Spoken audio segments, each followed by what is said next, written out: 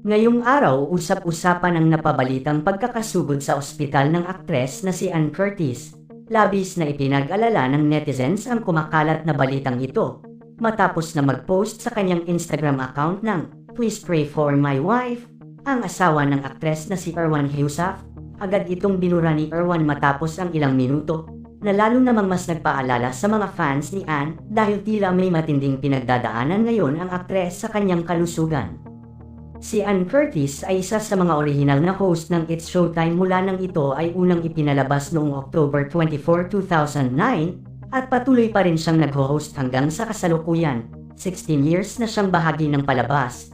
Bagamat nagkaroon siya ng pansamantalang pamamahinga noong 2019 hanggang 2020 para sa kanyang maternity leave, inamin niya na dumaan siya sa matinding depresyon at pagkabalisa na may kinalaman sa stress mula sa trabaho at mga isyu sa press.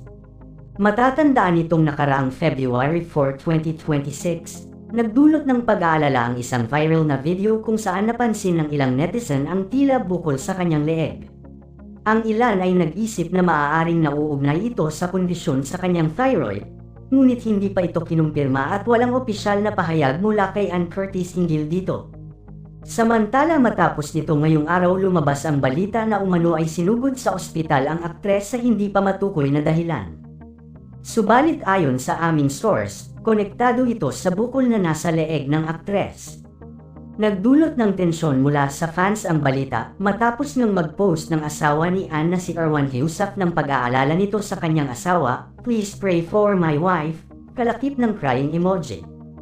Agad itong binura ni Erwan sa hindi matukoy na dahilan. Maaring tila nais ni Ann na maging private ang lahat at hindi na magdulot ng takot at pangamba sa kanyang fans.